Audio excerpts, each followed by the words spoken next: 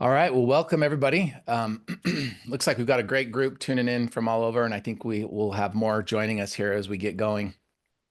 My name is Hans Magleby. I am a teacher by background. I have a degree in art.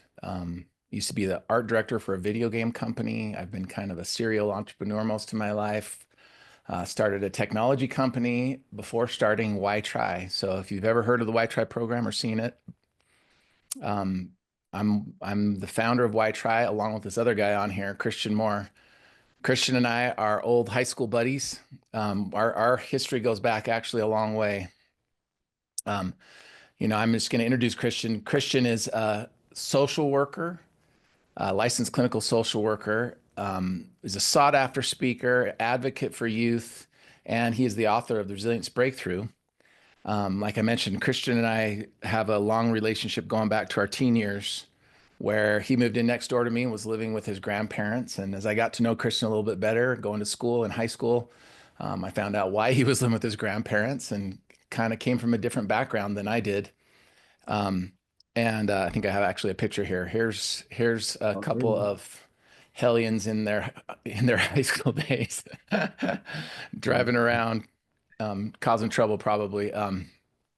But uh, we're going to talk a little bit about Christian's background because a lot of what we do is based on some of his life experience and then combining kind of my background and my experience, his background, and then the whole team of people that are working with us here at WhyTry and have worked with us over the years in helping develop the resources and tools that we have to address um, this big challenge that we're seeing right now across the country.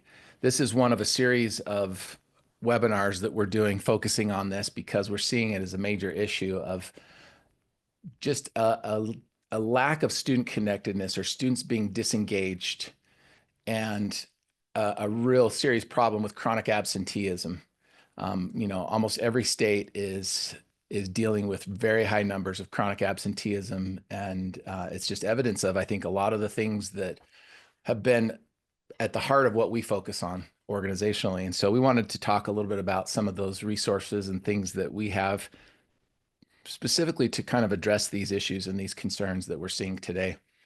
Um, I'm going to have Christian just maybe give a little background on himself and start off.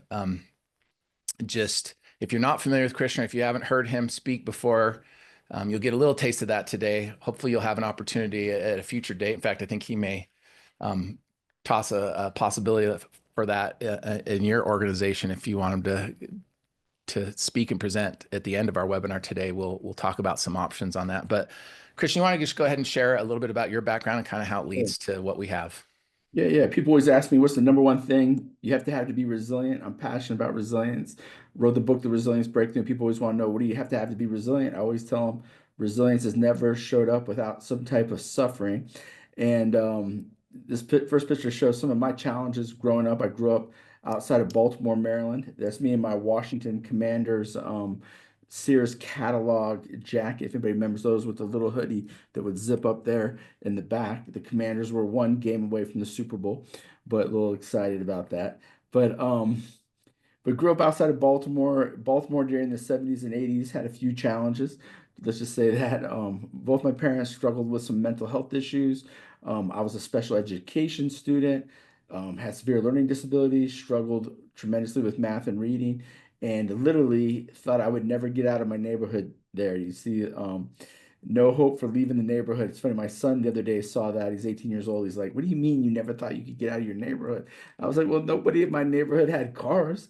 Amongst my age, my peers didn't have cars and stuff." So, yeah, that's a little bit of my journey. I'm going to show you a video clip that goes into more detail. But first, I want to just share with you a little more about who I am. I'm a clinical social worker. I've flown 7 million miles teaching resilience and co-founder of WhyTry with Hans.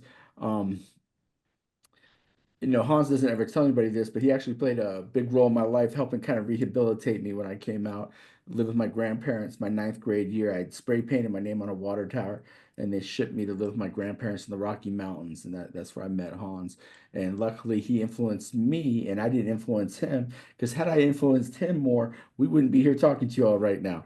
All my friends in special ed that were sitting in the back of the classroom with me. All of them spent time being incarcerated. So I definitely have a debt to pay. I wrote this book, The Resilience Breakthrough. I just found out recently over 150,000 copies in print, and very excited about that. Um, my interest in resilience is massive. I did my graduate thesis kind of focused on the impact that learning disabilities has on poverty and crime. And I realized most of the social problems that lead to people being in prison, I couldn't stop, but I could show people where the inner motivation comes from to avoid prison, to, work on chronic truancy and stuff, absenteeism, chronic absenteeism, what role does resilience play in that? And I'm excited to give you guys a bunch of tools. I promise in the next hour, we're going to literally give you very specific tools to deal with that issue. The next slide here is I came across in graduate school this quiet longitudinal study. It was a 20-year study, trying to figure out, two people grow up in the same home, same neighborhood, same environment. One child makes it out, the other one doesn't. What's the X factor? And they found the key was resilience. Um, and I became fascinated by that. And I thought, is resilience something that can be taught? And hopefully by the end of this workshop, you'll have the answer to that. I'll give you a hint. We know it can be taught. And so to me, that's a little bit of a social justice issue. If resilience is a learned skill, why isn't every child getting access to evidence-based resilience? Because we know today that resilience is a learned skill. Now, some people can be born with a little bit more resilience. It's a combination of both nature and nurture. But we do know the nurture side of it is massive when it comes to resilience. I think what's interesting on this too, like I think prior to this study, in general, there was a view, academically that if someone was part of a high risk group, that they were kind of destined to struggle or fail or fall short in life. And I think the key outcome for this huge longitudinal study was the fact that so many of these people that they studied over this long period of time, uh, like a whole third of them ended up not struggling or falling short. They were actually very accomplished and were able to overcome difficult adversity and challenges that they had in their early formative years. And that key difference was just, some of them developed resilience when others didn't. So, Christian, you want to introduce this? Yeah. For years, I'd be out speaking, told my life story over and over. And one day, a good friend of mine, a counselor, said, Christian, you tell your trauma again and again. You might want to put that in a video clip so you don't have to relive some of your childhood challenges and trauma. Again, my trauma, I guess, was my best friend and my worst enemy. I'm here speaking to you because of some of these challenges, but be really frank with you, they were very painful at times. So here's my life story, the story of Christian Moore. I grew up in between Baltimore and DC in a family of 12 kids, 5 brothers, 6 sisters. Both my parents had some mental health challenges. My mom had social phobia, generalized anxiety disorder, had a fear of leaving the house. You have to leave the house to go get food. So it wasn't a lot of food to eat sometimes in my house growing up. Don't tell anyone, but my dad was one of the highest level code breakers at the National Security Agency. You could give my dad any mathematical problem and he could instantly rattle it off the top of his head. My dad was autistic. He was a genius, but he had very little common sense or social skills. If you've ever seen that movie, A Beautiful Mind, you've met my dad. So having 2 parents with some mental health challenges put me in a situation where I ended up being a street kid. I could hang out till 2, 3 o'clock in the morning on a school night, had very few rules, very few boundaries. One night, I was out late at night and a car pulls up and I hear a voice, and the voice I hear is the voice of a woman who I endearingly call Mama Jackson. It was one of my best friend's moms who sees me out there, late at night. Christian had so many obstacles that was going on in his home. She knows what I'm out there doing, and she says, look, don't you ever set foot on our property. I'm gonna call the school tomorrow. I'm gonna make sure you're not in any of Sean's classes. I remember thinking to myself, dang, I know I'm bad, but I'm not that bad. I can never go to school with him ever again. When you see a child that's hungry, there's no happiness there. You're thinking about what other kids have that they don't have, okay? But when you see a child that's hungry and you give that child some food, you see that child's disposition change.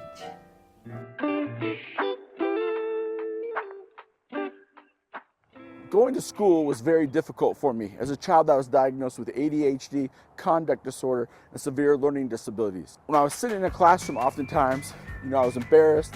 When I got called out loud, I would act up and get in trouble instead of embarrassing myself because I didn't know how to read or didn't know how to do basic math. So, for me, it was like going to the doctor's office every day, going to school. I had a hard time telling time. When I was even 17 years old, I couldn't tell time on a hand clock. To me, 4:45 equals 25 minutes to 5, but they tell me a quarter's 15. But how could a quarter not equal 25?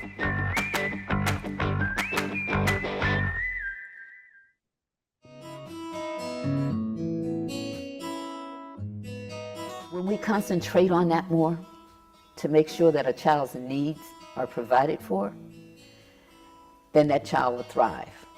I know that I'm loved, and I know that this person is going to feed me to make sure I have what I need. One of his teachers in high school said to him that he would never go to college. Christian went to college. Growing up in between DC and Baltimore, I saw many social problems in my community, in my neighborhood. I saw poverty, I saw hopelessness at times. I even saw some violence. But I remember walking to school one morning and literally seeing one of my best friends evicted from his house. His furniture was all throughout his front yard. I could see the heartbreak in his eyes, his parents' eyes. And I knew in that moment, I wanted to be a social worker. And I knew I could not become a social worker unless I went to college. But I was told college was probably not going to be an option for me with a 6th grade math level, a 7th grade reading and writing level. Statistically, I had a better chance of playing the NBA and becoming LeBron James. His experience was at the other side of the track. Life was different. Life was unique. And the kids like that, they have to survive. I struggled getting through college math. College math is a requirement to make it through school.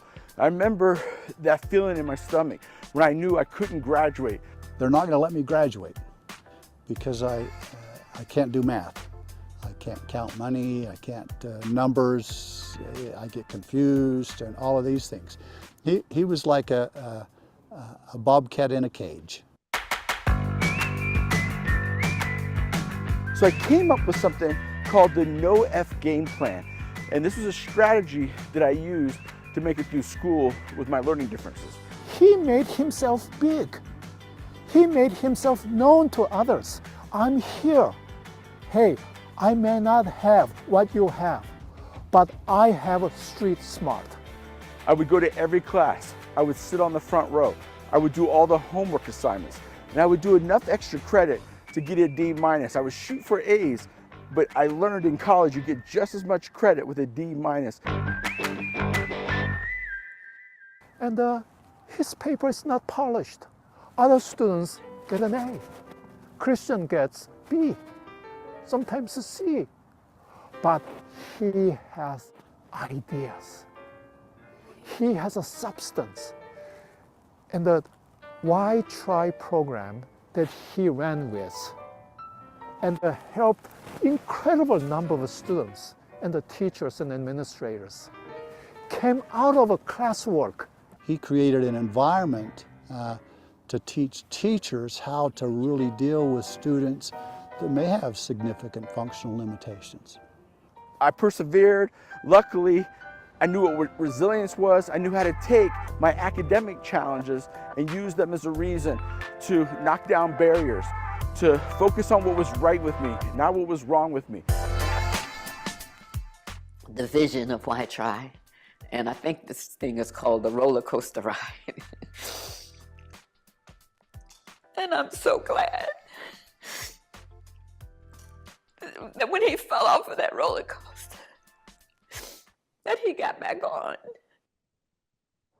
Dr. Virgil Wood, civil rights icon and close friend to Dr. Martin Luther King, learned about WhyTry's impact, and decided to honor Mama Jackson with the National Rosa Parks Save the Children Award. Mama Jackson gave me a safe and loving environment so I could thrive. She didn't get rid of my problems at home, at school, in my neighborhood. She showed me how to use those problems as a fuel source to put one foot in front of another and create a productive outcome with the opposition. Despite my many challenges, I was able to get a master's degree with a 6th grade math level and a 7th grade reading and writing level, and become a licensed clinical social worker.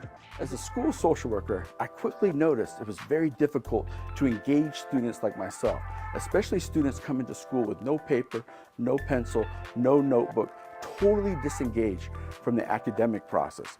I noticed doing verbal cognitive intervention didn't reach many of these students. One day my colleague pointed out to me that most of the students I'm working with are visual learners, not auditory learners. So I thought to myself, wait a minute, I'm an artist. Why would I not take everything and make it visual for the student? Most of these kids are visual learners. So I decided to take evidence-based mental health practice and deliver it in visual metaphors. And I noticed once I did it in a visual metaphor, the student locked in on the visual picture. It kept them engaged. They were far more interested in what I was doing. I knew I had the student in that moment. Using visual metaphors to teach things like your decisions have consequences, how to tear off your labels, how to understand your emotions and the emotions of others. And what was really exciting to me is sometimes 2 or 3 weeks later, they could remember the details of what we did a few weeks before in counseling. And that's when I knew we had that engagement. Then we decided to reinforce the picture with music and physical activities to increase that engagement even more. We took brief solution-focused therapy, reality therapy, strength-based counseling, and combined it into a learning method that any educator or counselor could use to reach students, especially students that are having a hard time answering the question, why try?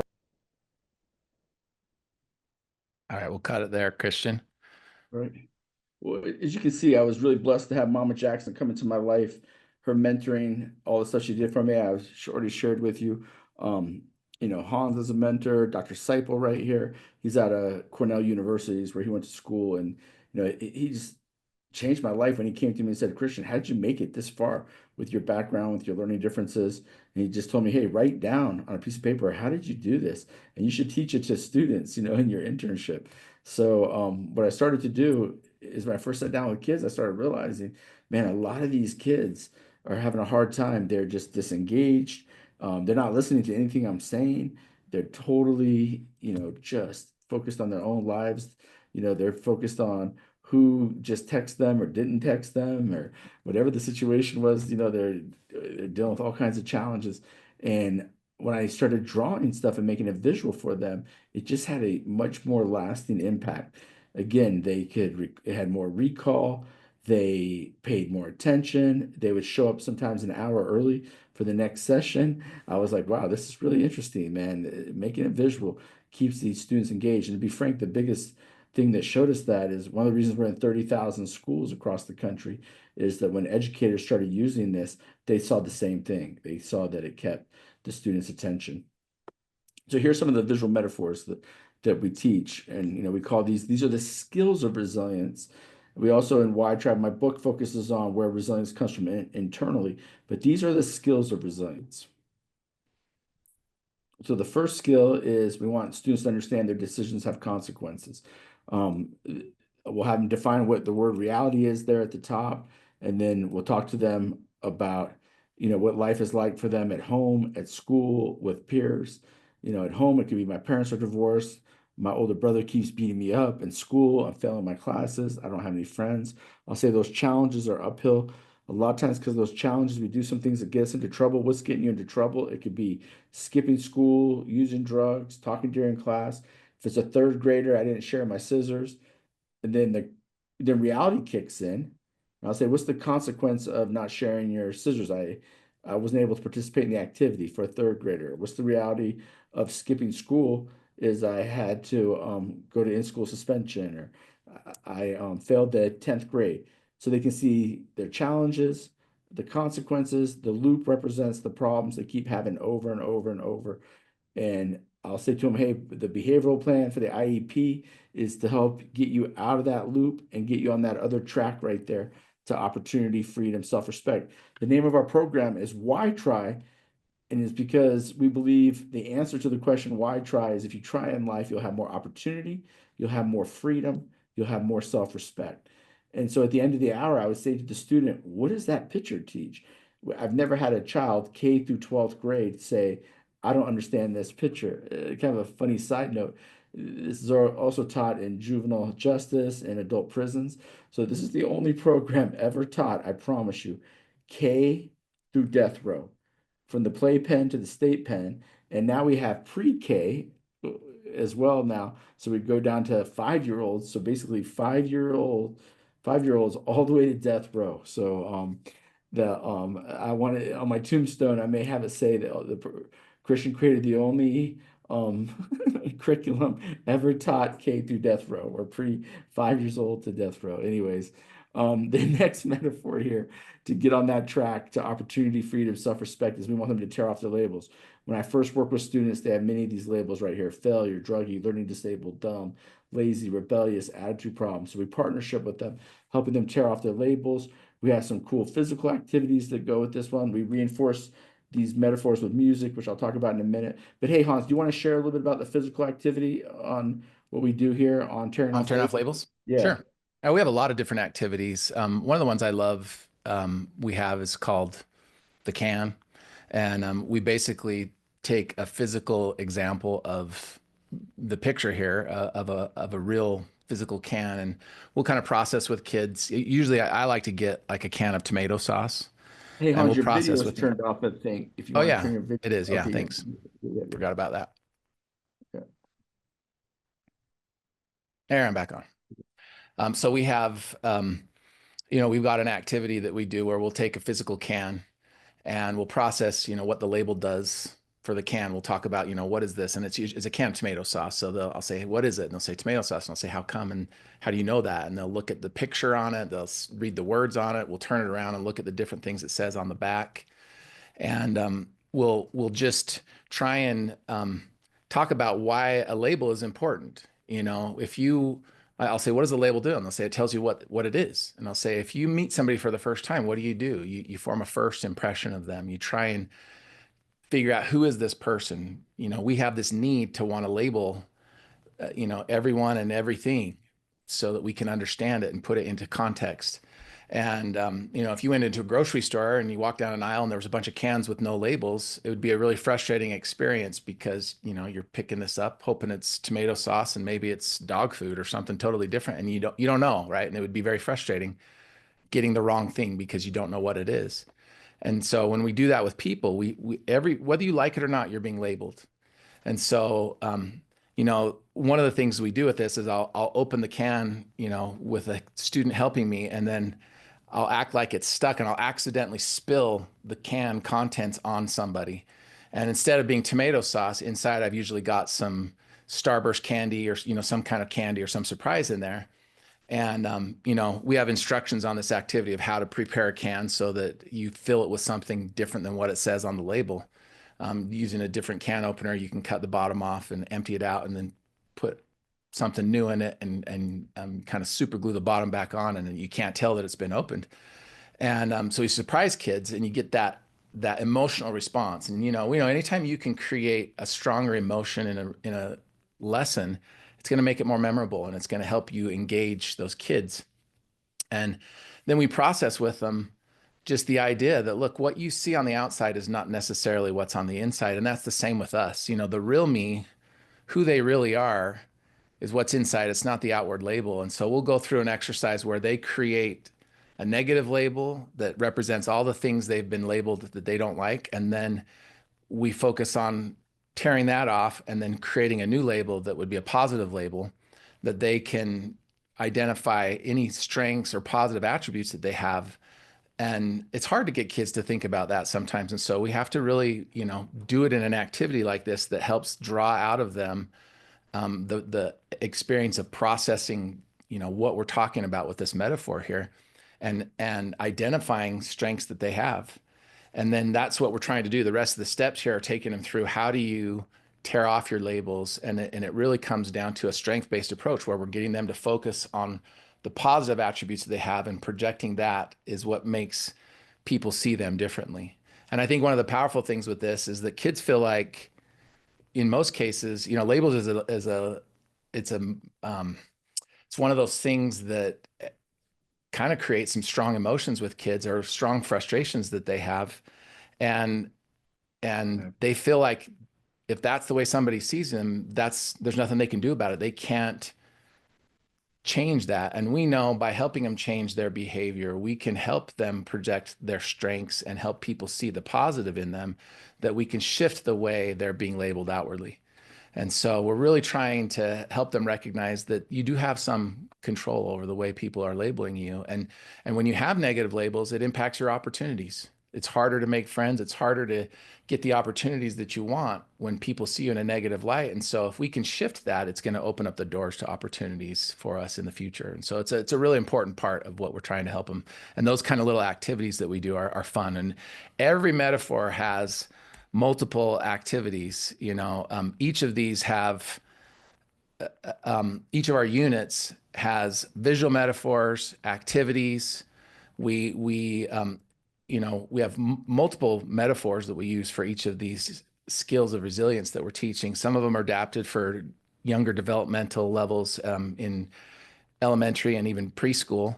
And then we have tons and tons of different activities that range from object lessons to group activities to group movement activities. We have lots of use of story when we teach lessons. That's really important for student engagement.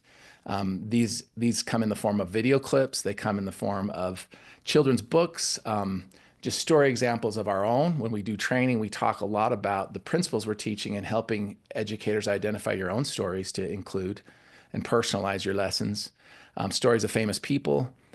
We have videos, we have art activities, and journals, and writing assignments, and things that help kids apply what we're teaching in a group setting to them individually. And then lots of music resources as well. So we're trying to engage kids with as many different learning styles as we can. So Chris, you want to keep going on these? Yeah. All right. The next one here is how to control your defense mechanisms. When I was in school, the teacher would say, Christian, turn to page 130, read out loud. I didn't know how to read, so I'd swear at the teacher, punch the kid next to me, because I'd much rather be sent to the principal's office for acting out behaviorally. Today I realized, why was I doing that? It's because I had no control over my emotions, no control over my defense mechanisms. It's interesting. Even at 55 years old, I still have to work on controlling my defense mechanisms. We all do. All of us use hundreds of defense mechanisms every day. I can assure you that's true. Yeah. Hey, everybody in my earshot knows that, but hey, that's the bow. Hey, We all do. We all do.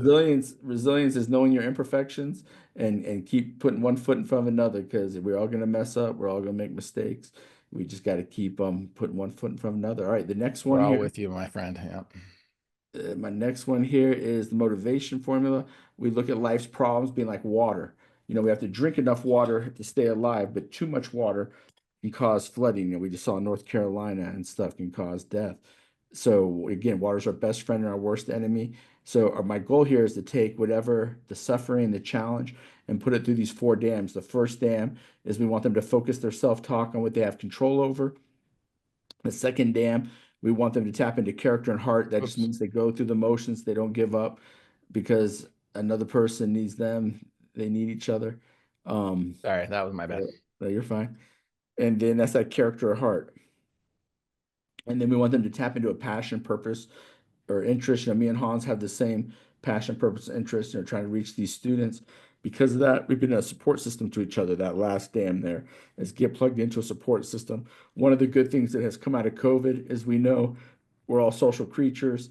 We just did a worldwide study. When we put humans in isolation, it doesn't work. We all need that human connection. So yeah, the purpose of that picture is just to show a little bit more where some of that motivation comes from to not give up. As you can see, WhyTry is kind of a combination between specific skills and where inner motivation comes from to, again, to keep grinding, to do the difficult thing. Um, I love this picture right here. The crabs in the pot is a tribute to my home state of Maryland. It's interesting. The governor of Maryland, Westmore, literally, grew up in Baltimore, similar to how I grew up, and he made a pact with his friends to get out of Baltimore. I just saw a thing today, the news saying I guess he's the number one of the top candidates to become president of the United States. But to me, his Westmore's example of climbing out of that pot is amazing. And I'll say to kids, if you put a bunch of live crabs in a pot, if you don't put a lid on the pot, why can't the crabs get out of the pot? And the kids will say, well, duh, the other crabs are reaching up and pulling them down. And I'll say, hey, your friends you're skipping school with, you're doing drugs with, fighting with, all you're doing is you're pulling each other down. You're keeping each other in the pot. If you blink at that picture twice, instead of the crabs pushing each other into the pot, they can also be pushing each other out of the pot. If you know Westmore's story, that they all they did is they pushed each other out of that pot. I think one of them became a lawyer, the other one became a doctor, and he became the governor of the state of Maryland. And so, if you want to look up an interesting person, check him out. He was actually, I had the opportunity to speak with him on the road many times. I was laughing this morning. I was telling my wife, I go, he's like the number one candidate in down the road, maybe to become a president. And I didn't even return his phone calls. And kind of funny story. But anyways, what are the reasons for staying in that pot? You see some of the questions there. Warning, if you try to get out of this pot, you will be attacked. Try to make a difference in this world. Try to improve the world, make a difference in the world. You'll be greatly attacked. The article I was reading, Westmore is under great attack.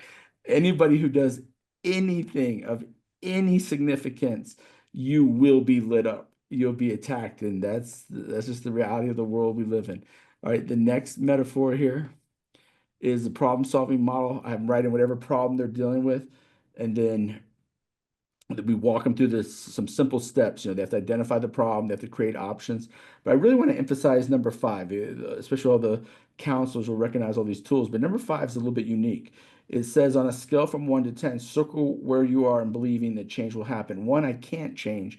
5, maybe I can change. 10, I know I have the strength to change.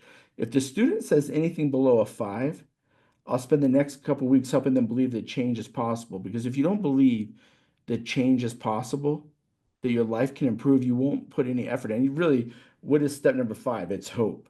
And it's just to kind of measure where they are from a hope standpoint. Because I don't know about you guys, but even at 55 years old, if I don't believe anything good will come out of what I'm putting my effort into, you just tend not to put a lot of effort, not to have a lot of motivation. So that's such an important one right there, step number 5. And You then know number, what? One of yeah, my go ahead. favorite quotes is by Henry Ford. He said, if you think you can or you think you can't, you are Yep, right. yep, If you don't believe more than a 5 on this scale that you're gonna solve your problem or change, yep. then it's really a 0, right? It I mean, really if is. you don't believe it, you're not gonna do it. You got to have that belief level be strong, and that's why we always, if a kid's low on this, we have to go back and go through these steps and figure out where are we stuck, Yeah, I mean, and that last one, jump back up, to me is my favorite because that in essence is resilience, right? You're going to mess up, you're going to fall, you're going to make mistakes constantly. We have challenges that cause us to have setbacks, but you only lose if you give up. If you jump back up and keep trying, that is at the root of resilience. yeah, to be really frank with you guys, when I woke up this morning, I'm giving this presentation right now because I just need one of you to get these tools to these kids. We know it can, right now, there are thousands of kids going to bed tonight, putting their head on the pillow, and they're down. They feel like giving up. And we know if we believe in change. I believe that when I gave this presentation right now, something good will come from it. And so that's is no different from me. If I'm dealing with that, these kids are dealing with the same thing. All of us have to believe that change is possible and to create that change ties to the next one. You can think, you can hope, but at the end of the day, you got to grind too. You have to work hard. And this is a maze. It takes the students about 20 minutes, 15, 20 minutes to get through this maze. And I'll say to them, to get through this maze, they had to have the desire to do it.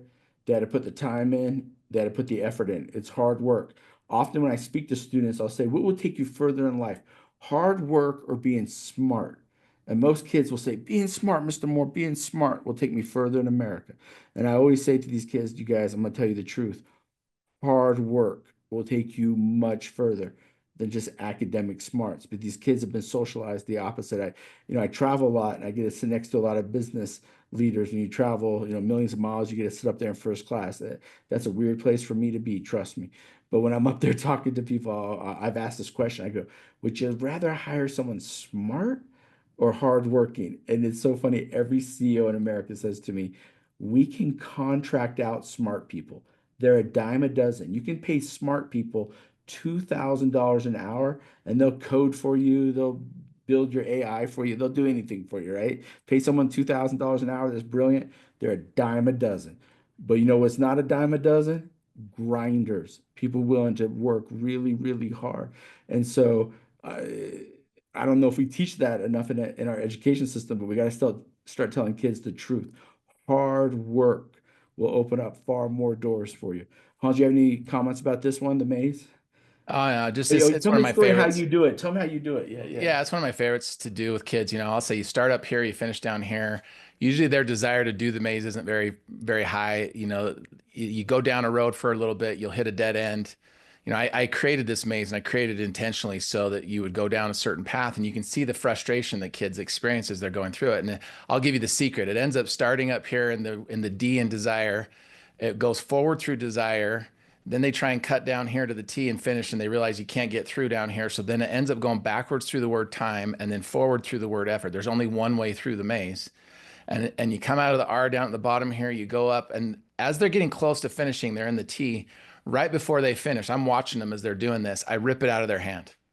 And it is the best reaction. I love it. Kids get so mad. I've had kids chase me around the room. I've had them swear at me, and I've done it with adults in training. Get the same response. I had a teacher once, I'm not kidding. I think it was in Ohio. I was doing a training a few years ago, and I stole it from a teacher. They were chasing me around the room, and she jumped on my back trying to get the paper from me. And I said, "Time out, you crazy person. What are you doing? Why do you care?" And I say the same thing to my students. Why do you care? And they go, well, duh, I just put a bunch of time and effort into this and you stole it from me right before I finished. You didn't let me finish. And I'll say, okay, see the feeling that you have right now? That's the feeling that we get when we accomplish something. We call that the accomplishment zone. That's the feeling we get. And it feels good. And the reason why you're so mad at me is because I just robbed you of that sense of accomplishment. Anything in life that's worthwhile takes desire, time, and effort. There's no shortcuts. And so it's kind of cool. Just even the visual metaphor here itself actually is an experiential activity. And it's really powerful how strong those emotions come to the surface when you teach this. And then if we can make that connection back, those strong emotions to the importance, the principle we're teaching here, the importance of hard work. Just like the maze, there's no shortcuts. You have to put in the time and effort. And we process these in a lot more detail. We'll talk about the word desire and how it changes from beginning to the end, and the word time and where we put our effort and how these all connect to this skill that we're trying to teach them that is one of those important life skills of resilience. All right. The next one here is the weightlifter. This one really emphasizes the importance of laws and rules. And most students, they don't really want to hear about how great laws and rules are. So I'll say to them, do you notice anything strange about this weightlifter? And they'll say, well, he's buff on one side. He's kind of weak on the other side. I'll say, I was the model for the guy on the right. Just kidding. But I'll say, as you're pushing up against the weight, what's the weight doing? The weight's going up. I'll say, as the weight's going up, it's also coming back down and it tears the cells, it tears the fibers in the muscle. If I stood up, you guys would see my biggest muscle is my stomach muscle. You saw it in the video. And the reason why my stomach is so massive is because I do 3,000 sit-ups every day.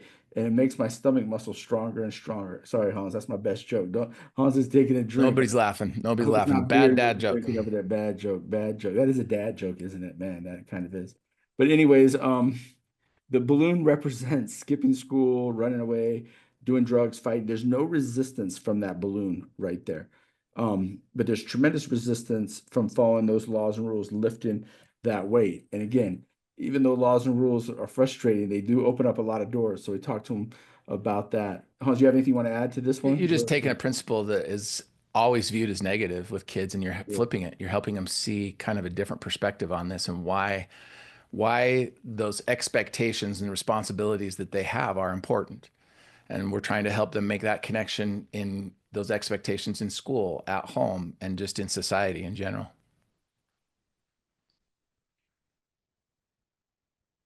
This next one is they've got to get plugged into a support system. When we first work with students, they usually have one or less of these. Our goal is to get plugged into a parent or caregiver, a positive friend, teacher, counselor, school official, something that inspires or motivates them to do good, whatever that is. You know, what motivates you not to hurt yourself, not to hurt others? What do I do with my time that's fun, that gives me respect and doesn't get me into trouble? Again, one of the good things we know that's come from COVID is we know social support systems are the most important thing in the world. For years, people would tell me that's coming from a bleeding heart social worker, but now we know the data shows that clear as day. Hey, by the way, while you're listening to me and Hans talk, two things real quick is you can put in the chat window if you have any questions for Hans. Hans is the one that really built this program out and knows it like the back of his hand. And it's rare that me and Hans, both the founders of WhyTry, are on here together. We're just starting to jump on and do some of these webinars together. So you got a great resource. Ask any questions and feedback on anything on the program, on how to access it, anything. Hans will answer any questions for you at all. The other thing I want to emphasize is you're going to hear a lot of my language geared towards kids with learning disabilities, behavioral disorders, kind of the more at-risk kids. But there are more mainstream kids that go through WhyTry, that go through these skills than kids with my background. So remember, this is for all students, even if I hyper focus sometimes on the more at-risk kids. And Hans, you want to do this last one here? And Well, you just introduce it, and then I'll take it from there. yeah. So this just talks about standing next to that wall. I spent the first, about 18, 19 years of my life staring at that wall right there. I just saw failure, drugs, anger, fighting. I had a hard time answering the question, why try? But as I learned how to stop crashing, tear off my labels and so on, I was able to get on top of that wall. And when you can get on top of that wall and see opportunity, freedom, self-respect, life changes. Again, I didn't think I could get out of my neighborhood. But when I saw I could get out of my neighborhood, it opened up another door. I saw I could go to college. I saw I could write a book. I saw that, I could go to graduate school. I saw that I could be an entrepreneur. But it starts with each one of those individual steps. It's funny. If you stand on that third step, if you look at it from the bottom, if you can just get on that third step, you can kind of start to see over that wall. It's not at the top of the wall that you see over that wall. It's literally on that third step, you start to see over that wall. On that fifth step, you really can start to see over that wall. And then when you get on top of that wall, you can really see. So the hope can start literally around, definitely around the first one, reality ride, but that hope really kicks in. There are defense mechanisms climbing out. And so, yeah, you don't have to be at the very top to have that hope kick in. Awesome. Yeah. So, when we think about just the issue of chronic absenteeism and students being disconnected, I think it's chronic absenteeism is a sign that they're feeling disconnected. They're not unmotivated, and they're not really seeing the value of school. And so I want to just kind of use this metaphor as kind of repurpose it for a minute here, just as a metaphor for chronic absenteeism. Like Christian was saying, when a student is standing at the base of the wall, they're blocked by all these obstacles, these things that are in their path that could be, peer pressure, hopelessness, anxiety, substance use, problems at home, depression, failure, even in some cases, challenges as serious as not having a home, being homeless. And it's hard to answer the question, why try, when you're standing, in front of that wall. For a lot of kids we work with, if you ask them, where do you see yourself in 5 years? They don't even think like 5 days from now. They just see all these problems that they're dealing with. And it's hard to have hope. It's very easy to feel disengaged. And I think these things kind of lead to that challenge we're seeing right now of chronic absenteeism. And so one of the things that we always begin with when we start working with educators and showing them our tools and our resources, it all begins with focusing on the relationship. When students feel seen, they feel supported, they feel valued, they find the motivation to engage with school. And so we have this approach, and we're going to share just briefly about it a little bit in a minute here, that we call surrendering the one-up relationship. And it's a series of strategies of things that we do that are practical ways to help improve the relationship that we have with students. And then the second thing that we want to focus on is what those steps represent. These are those skills of resilience that we're trying to help them understand and apply, that help them make the connection to everything we're trying to do in school, academically and life. You know, one of the reasons why we're called WhyTry is because we are, we're focusing on the why of education, not just what you need to know to pass a test, but why this subject is important to you. And so each of these skills are really important in helping make those connections, understanding the importance of our choices, tearing off our negative labels, the ability to regulate your emotions, understanding the influence of our peers and our relationships and how that's impacting us. Just knowing basic problem solving skills. We spend so much time trying to motivate kids, but if they don't experience some success, if they don't know where to apply their effort, it's really hard to stay motivated if you just keep experiencing setbacks and failure all the time. And so sometimes we just need to help them see, look, you don't have to have a special talent or ability to problem solve well. You just need to know the model, and that's what we teach them. Hard work and determination, the importance of that principle of hard work, that there's no shortcuts. The importance of responsibility and expectations, support systems in relationship building, how important that is. It's just massive. I think a lot of kids feel like if they have to do something, if they can't do something on their own and they have to get help, they're weak. I think that's one of the greatest thinking errors they make. Getting help's not a weakness, it's a strength. And then if you could imagine a railing going up those steps, that kind of represents that motivation formula Christian was talking about. And that really is at the core of having a resilient mindset. That whole metaphor came from a conversation Christian and I were having one day where he was venting to me, I've got all these kids, I'm trying to get rid of their problems and I can't get rid of their problems. As a social worker, he was dealing with this tough caseload of kids with a lot of difficult things going on in their lives. And when you think of all the kids we're working with, every one of you that's tuned in today are working with kids that are dealing with a lot of difficult challenges. And it's really hard for them. We can't take away those problems, but if we can help them see them and see how to channel the energy, the fuel that comes in the moment of a challenge, then we can use that as motivation. And so our goal is to help them take these steps to get from being in the limited view to where they're on top of the wall, where they have a big view, where they can see a vision of their future, and they can see the relevance of school and how all these things we're trying to teach them academically are important and help them to engage. And, for us, that's the position, we call that the position of resilience, because we didn't take away their problems. Everything written on that wall is still there, but their ability to deal with them changes because they see them as temporary, and they're building skills and abilities as they take those steps that enable them to be able to deal with their challenges more effectively. And that, another word for that is resilience, right? That's our main focus. We often say we're not trying to teach kids how to be successful because we don't always control what happens to us, and that can impact our success sometimes. But we can, when we focus mainly on resilience, it's going to put them into a position where they are more likely to have success. But we can control our resilience. So that's what we talk about. That's kind of the backbone behind everything that we do. We call it the new 3 R's. That first R of relationship, it really is the key. We refer to that as the key to motivation.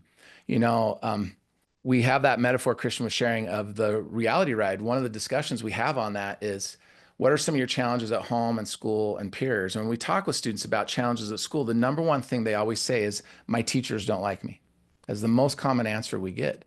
And I always ask educators in training, I'll say, is that true? Do we really not like our students? And sometimes people go, no. Oh, well, yeah, actually that is true. Sometimes I think we all probably can recognize teachers that we wonder why they're in education because they don't seem to care. But I think the vast majority, I have a pretty good perspective of this. I've been training educators for over 20 years, and I've trained in all 50 states, thousands of educators. And in my experience, the high 90 percentile of educators do like their students. They do care. But if that's the number one thing kids say when you ask that question, that's evidence of a problem that exists. We're not effectively communicating that. And the teachers, the educators, counselors, social workers, administrators that are exceptional, the ones that we all recognize as being, just amazing, they have one thing in common. They're all very good at communicating to their students that they care about them, that they believe in them, and that they, those kids aren't confused. They don't wonder how their teacher feels about them. They know this teacher doesn't just like me, this teacher loves me. And they have this ability to inspire them and motivate them and challenge them to do difficult things. And they'll do it because of that connection, that relationship. That is the X factor of every great educator. It's the key to motivation. And, there's so much research on this. We hear it talked about all the time. Positive teacher-student relationships impact virtually everything that we measure and care about in schools. This was from an Education Week article last year, and it said a review of over 40 different studies found that strong teacher-student relationships are linked both short-term and long-term to improvements across nearly every metric schools value. Higher academic engagement, better attendance, sound familiar? Improved grades, fewer disruptive behaviors and suspensions, and lower dropout rates. And the impact isn't just important on students, it's equally important on teachers. This study of the European Journal of Psychology of Education found that a teacher's relationship with students was the best predictor of how much the teacher experienced joy versus anxiety in class. I think not only are we seeing this struggle with disengagement and the struggle nationally with students that are really having a difficult time attending school and just showing up. But we're also seeing that among educators. We're seeing a massive shortage of educators and many people leaving, the career that they chose because they're not feeling the connection that they once had. And so, here's a few examples of people. Renee Solis, Jeff that's on with us knows Renee real well, works closely with him. He's used WhyTry a lot with Tulare County Office of Ed in California. And we're going to have these guys on next week, a week from tomorrow on Thursday. They're going to be on one of our national webinars talking more about this issue of chronic absenteeism and how as a county office of ed, they're supporting a lot of the schools and school districts that they service with resources to kind of address this. And in some examples, they're using WhyTry, and some things they'll share, they're using other things. But, having one trusted adult in the student's life can make all the difference. WhyTry helps educators be that person while giving students the tools they need to succeed, not just in school, but for life. Renee was talking about in their juvenile detention and courts where attendance is mandatory, WhyTry becomes one of few programs students actively want to attend. They connect the lessons because it's their choice and their futures. And by the third or fourth lesson, kind of like what Christian was saying, as they're getting up those steps, you start to see a shift where students start showing up differently, both physically and mentally. They put on the WhyTry hat because it's something special that they don't want to miss. They're starting to see the connection to their life. That's where it becomes relevant. And that's why, the second R is relevance. How are we helping? The first R, relationships, is the key to motivation. Relevance is the key to why. How are our choices today impacting your future? If they can't see that, it's hard to stay engaged in school. Sometimes we focus so much on helping students to pass those tests, focusing on what they need to know, that we fail to help them see why they need to know this and how it relates to their life. Renee was also talking here related to relevance. He said, WhyTry does the heavy lifting. You don't need to be a superstar teacher. Just ask the right questions and let the metaphors work. For attendance, that means less lecturing about showing up and more showing them why. Why does it matter to be in school? Why is this important to you?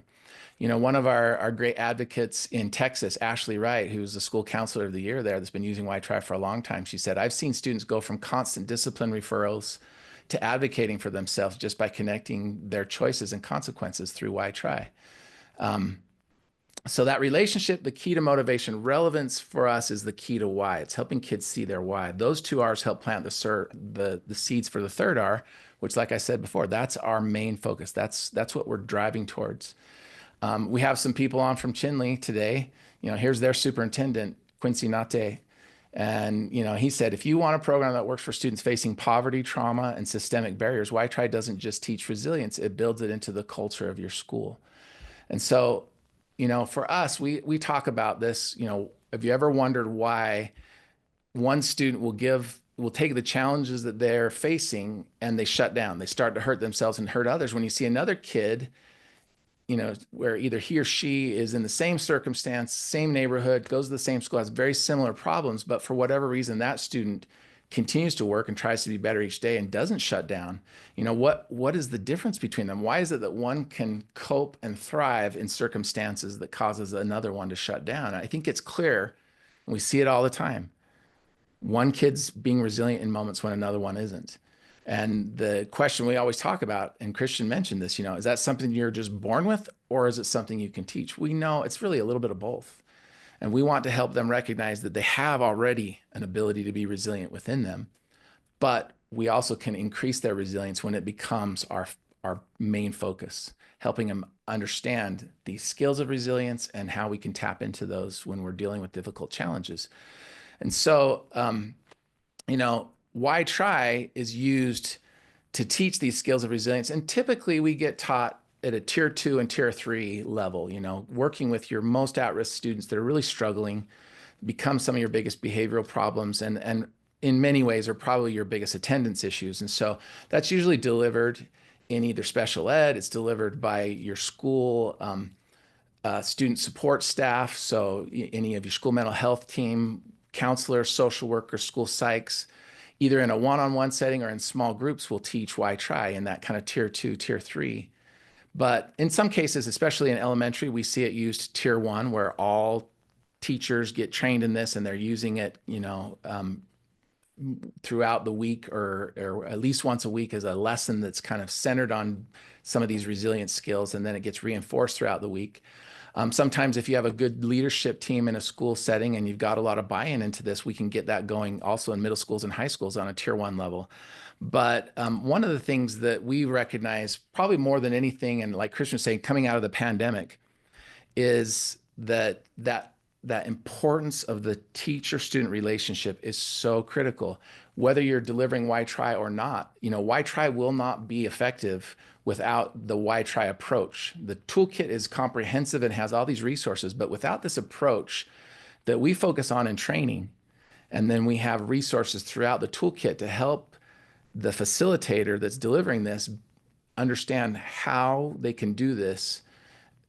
It's this whole approach to surrendering the one-up relationship. And Christian and I, kind of coined this term together. He was saying to me, I was asking him one day, what do you do when kids come into your office? How do you get them to listen to you? And he said, well, sometimes I let them sit in my chair. And I said, why do you do that? And he goes, well, it's the nice soft leather chair. And I call it the expert's chair. And since we're talking about them, they're the expert. So I'll say, you sit in the expert's chair. And he'd sit on like the hard plastic chair that he'd have in his office instead, and kind of give the kids sort of this special treatment. I said, well, that's really cool that you do that, but what's the purpose? And he goes, I just realized that in almost every relationship, they're in the losing end. Like everybody's one up on them and they're one down. And I just want them to feel important, to feel value and worth, to know that no matter what they do, they're important to me as a human being. And so I thought, well, that's a really powerful message you're sending there. I love that. And so for lack of a better term, that's what we started calling this, surrendering the one-up relationship. And Christian came up with a whole list of things he would do in a one-on-one environment that helped him be able to communicate that to kids. And then we realized, maybe having a kid sit in your chair isn't the best thing in a classroom or a group environment to communicate that to all the kids in the class. What are some other things that we can do to, that we see some of those really good educators do to surrender the one-up relationship in a group or classroom environment? So we started observing these in teachers that we've been working with, and just these really amazing educators. And we came up with a whole list of specific strategies. And it's kind of a thing we've been curating for years. We keep adding to it and refining it. And we've got this whole series of very practical strategies and things that can be used to teach this concept of surrendering the one-up relationship. And so we've been going in and doing workshops in schools to show them how to do this. And it's great. We have this whole initial workshop that we do where we teach this idea of surrendering the one-up relationship, and we help them understand it in a way that creates insight without making them feel guilty. It helps them see, look, there's reasons why you do certain things, but it impacts your ability to make relationships that count. And so are there things that we can do to understand why? And so we actually use a kind of a cool visual metaphor that's fun in this workshop that we do with people. We talk about the idea of a selfie. Everybody has phones today that have two cameras, one on the front, one on the back. And the whole concept of a selfie is a relatively new thing. It's kind of a weird social thing that happened where people will take pictures of themselves in different settings. And so we talk about that, selfie mode when you're looking at yourself or you're focusing on yourself in our work. That might be moments when our focus is on our needs, our feelings, our goals, both personal and work related, the things we're doing for preparation for teaching a lesson, or any self-care things that we're doing for our own needs. And it's important that we actually do those things. It's actually an important part of our day. But when we're with our students in certain moments, if we are in selfie mode, then it's hard to make those connections and relationships. And so we have another mode, like flipping the camera on your phone to be pointing away from you at somebody else. We call that portrait mode. What might that look like in our day? It's moments when our focus is on our students. We're helping them feel valued. We're building trust with students. We're helping students feel accepted. We're forming those relationships and those connections where they feel seen and where they feel like, we care about them, and we're doing everything that we need to do to communicate that. And so this workshop that we do is really awesome because we teach these skills to them with this initial workshop, understanding why this is so important. And we kind of create insight for staff about not just why positive teacher-student relationships are important, but how to do them, because we hear that all the time. Oh, it's so important. Nobody ever talks about how to do it. And so we're giving them something very practical and specific that they can take away with and use. Now, the challenge for us is if we go in and deliver that in a school, it doesn't have a lasting impact. It has a motivational impact initially. We leave them with these tools and resources, but it'll last for a month or two maybe. But then as we get into the day-to-day busyness of what we do, it just kind of gets forgotten. And a lot of times we're creatures of habit. We'll gravitate towards what we know and what we are used to. And so we realized what we needed to do was make a shift. Instead of us coming in as outsiders and delivering something, this needs to be delivered by the school leadership team and school leadership support. And so just like WhyTry is a toolkit for teaching kids, we created a toolkit for administrators and school leadership teams that we call our Transformational Leader Toolkit, which is a series of pre-built staff development workshops, all centered on the importance of relationships, and not just why, but how to do it. And then, doing continual focus on this. So we have this initial workshop and all the resources. We'll come in, instead of doing it with the whole staff, we'll just train the leadership teams in schools, and then they'll take this back and deliver it to their staff at the beginning of a school year to kind of kick off this emphasis of focusing on relationships, these positive teacher-student relationships, and how we can do that. And then we have a series of follow-up workshops that they can do, either monthly or quarterly, to keep the focus and the emphasis going. And not let it kind of die off. And so these follow-up workshops are really important because it's not just that one and done professional development that we see all the time that has a short-term impact but doesn't have a lasting impact. And so we have all these follow-up workshops that include multiple on surrendering the one up, this concept that we're initially teaching to them. There's a follow-up, there's a digging deeper, and even more strategies. We have a couple of workshops on trauma-informed approach to teaching resilience and improving relationships, celebrating success, resilient listening. And then we're constantly adding to this. So we keep adding new workshops that are there as kind of a toolkit that school administrators and leadership teams can use in PLC, staff development, even just small team meetings and workshops. A lot of these are just little short things that can be done to prime a conversation or discussion to see how things are going. And so for us, this is kind of our tier one approach, is creating this resource. And what I love about it, it's not a program that staff have to learn how to teach. So it's not going to be something that adds to their growing list of responsibilities. It's literally just some very practical things that they can incorporate into their day-to-day, no matter what subject or topic they're teaching. They're things that help them just be more effective at communicating to their students that they care about them, that they like them, and that they're seen. And so they're all very specific, practical things that can be done. Focusing on positive teacher-student relationships has incredible potential. It's a long-term approach to changing the culture in a school. It is has the potential to reduce staff turnover and improve job satisfaction. I mean, if that's something that you're struggling with right now, imagine if we can help just focusing on that one thing, it's going to impact the way our teachers and staff feel about their students and the way students feel about school, the engagement level and the relationship and you know, just the pure joy that students feel in school comes to the surface when you really focus on those relationships that we're creating in a practical way, not just why, but how. And then, you know, in our opinion, it's the most effective way to improve attendance, student engagement, and reduce chronic absenteeism. So that's our goal. We're trying to get those kids from being, you know, metaphorically stand in front of that wall where they just don't see the relevance of school, and try and get them to where they have the big view, where they're on top of the wall, where they are in that position of resilience. They see the relevance, they feel the connection, they feel seen and valued, and we're helping them make the connection between all these academic skills we're trying to teach them and life. And that's really, you know, that's the WhyTry approach right there that we're trying to help you guys understand. And so we want you to take something away from this today. If just the general idea of us showing what we have is helpful, but you know, you want something specific to take away, if you follow this QR code, and I think I can probably paste in my chat window here. Let me see if I can do this. I'm gonna paste this in the chat window as well. Here's a link, and you can follow that link as well to go directly to that form.